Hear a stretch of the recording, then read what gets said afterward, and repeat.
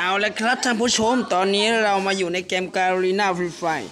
เราจะลุยแบบ4-4กันเลยนะครับเข้ามาดูเราจะเข้าแบบ4-4นะฮะลองดูชี้มือก่อนว่าจะเอาไหวไหมในแรงนี่ถ้าได้นี่ก็จะเอาแรงกันเลยเนี่ยโอ้โหทำไมลงไปตรงกิ๊กๆขนาดนี้เลยสวัสดีครับทุกคนถ้าใครได้เข้ามาที่ช่องผมแล้วก็ฝากกดไลค์กดแชร์กดติดตามด้วยนะครับผมจะได้มีกำลังใจเล่นไปต่ออยู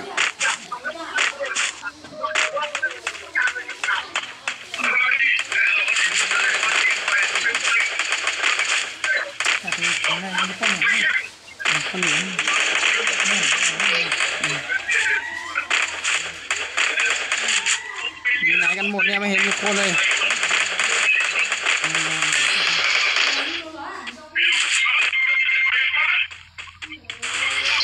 ทีนี้ก็ได้ทีนี้ก็ได้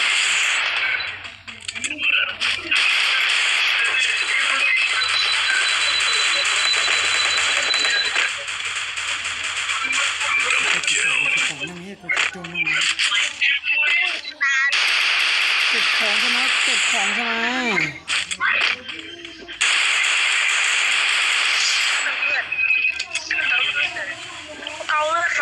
อย่างแค่2-1ลงมาแบบนี้ก็หัวแตกกว่านี้ลงมาแบบนี้เพื่อนโอ้โหได้แค่2 คิวนะตอนนี้มันไม่มีวันหมดต้องใช้นานกันดูไปต่อว่าจะได้กี่คิวเนี่ยดูเลยตานี้ตอนนี้ได้ไป3 คิวแล้วครับดูคลิปต่อไปนะ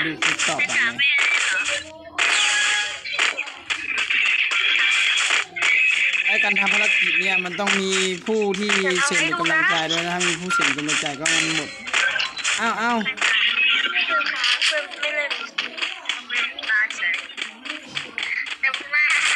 วิ่งมาอย่างโง่แบบนั้น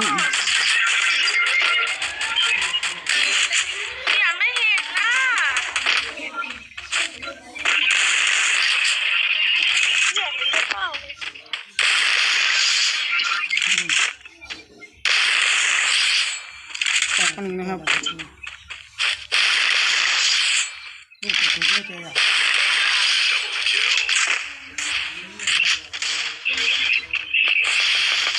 โอ้โหสัญญาณเน็ตมันไม่ดี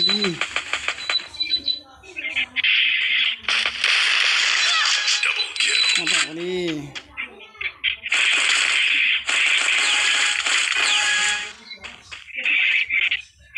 พอไปชื่อสกาก่อนสกาก็ยังชอบของผมเลยสกานี้ก็ได้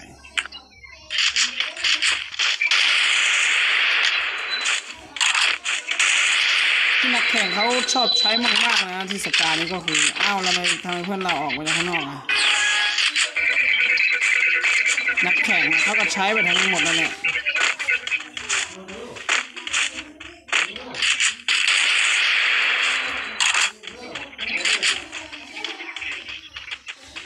ดูต่อเลยดูให้จบนะดูเกมให้จบดูให้จบเกมเลย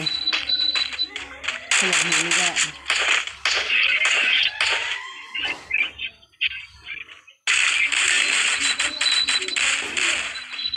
โอ้โหเดี๋ยวนี้โอ้โหตายวงยังไม่ทันนี่ตายเลยโอ้ยอันนี้มาดูนี่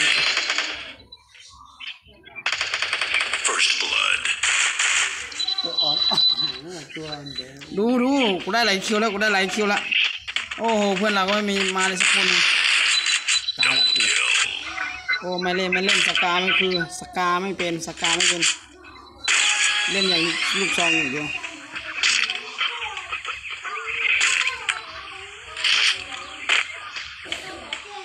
ใช้ลากช่วยก่อนไม่เป็น5 คิว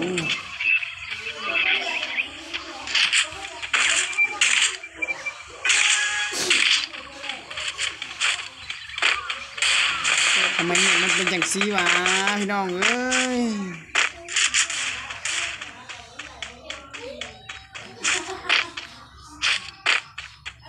โ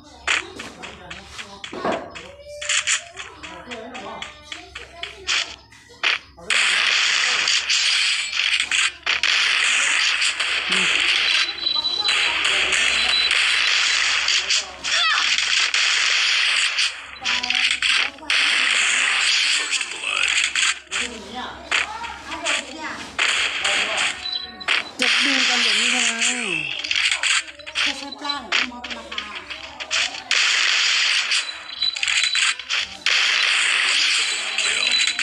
ข้างหลังอีกคนเ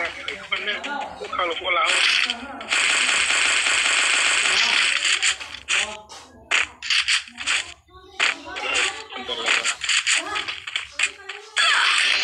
แล้วมันอยู่ไหนเนี่ยมันอยู่ด้านหลังเพื่อนมันอยู่ด้านหลังเพื่อนย้ายมันฆ่ากูได้ย้ายมันฆ่ากูได้มาดูกูดิเพื่อน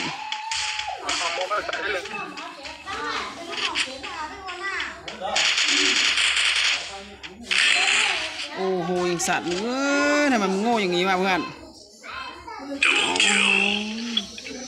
นั่นเด้ยี่ห้ออยู่ต้าต่อท่านหนาวต้าท่านหนาวตานั่นเด้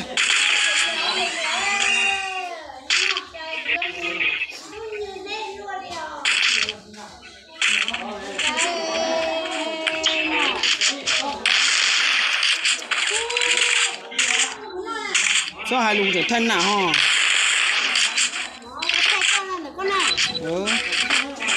anh còn sao YouTube có bổ nhá YouTube thế nào bỏ mà cái bỏ đi cả mà cái bỏ ra nè bỏ nọ ôi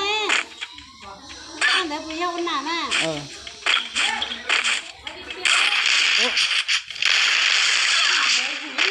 ôi nghe hẳn bằng học tốt tuổi nhá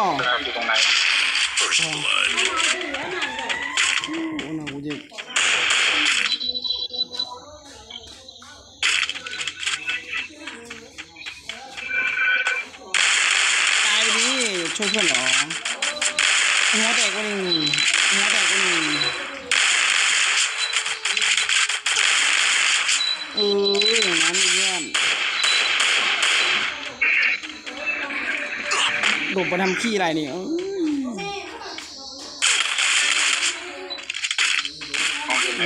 ่างโง่เกิน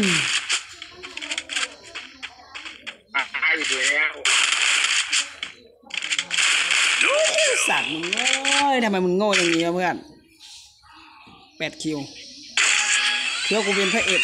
ใช้ MP ดีกว่าตอนนี้เราใช้ MP ดู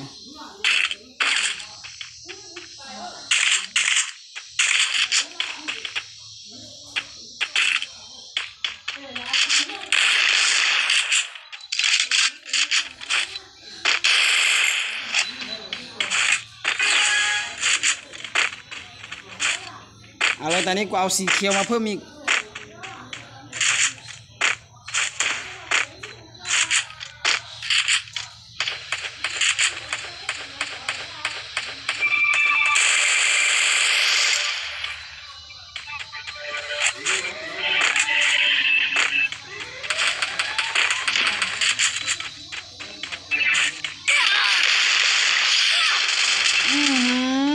อย่างแค่2 คนเข้ามานี่จะตายเลยเว้ย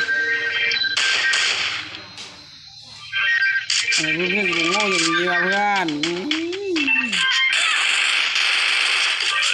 จบแล้วล่ะเกมนี้มาชนะได้ละถ้าไม่จับกูไปเข้ากับไอ้พวกบอกอย่างนี้เพื่อนไม่จับกูไปเข้ากับพวกบอกอย่างนี้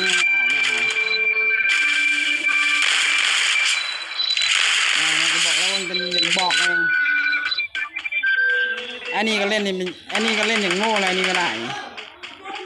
อันนี้ก็เล่นอย่างโง่เลยเล่นทุกครั้งวันนี้ก็หัวแตกเล่นทุกครั้งอย่างนี้ก็หัวแตกไม่ช่วยก็ได้บอกไอ้นั่นไม่ต้องช่วยก็ได้บอกโอ้โหยังชนะไปอีกได้ทำไมเราเพิ่งตายจังวะ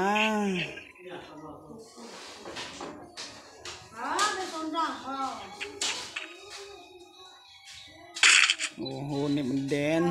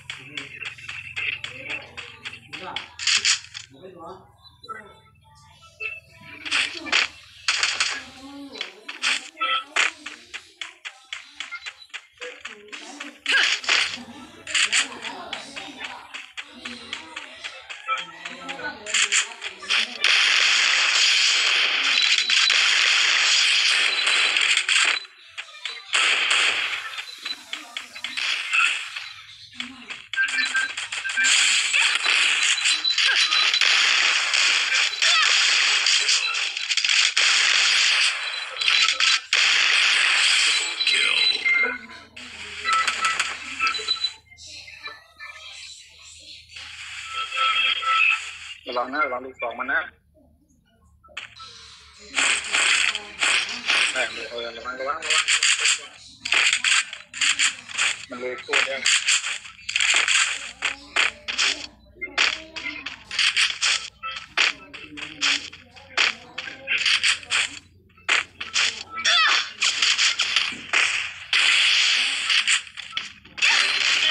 แล้วมันอยู่ไหนยิงกูเนี่ยไอ้บอกเนี่ยกูไม่เห็นมันเลยเต่าแล้วไปเลยชนะเพื่อนวางไอ้ตัวคนนะเพื่อนเอาชนะก็ได้อย่างนี้ดิเพื่อนบอกเราชนะได้เอาละครับจบกับแค่นี้ดูกันเลยว่าใครจะได้กี่เคียวเนี่ยดูกันไปเลยว่าใครจะได้กี่เคียวเนี่ยโอ้โหขอบคุณมากๆสำหรับ1 ไลค์ด้วยนะขอบคุณมากๆเลยไอ้คนที่ดู1 ไลค์โอ้โห11 คิวกูนี่ถือว่าโคตรเกินนะ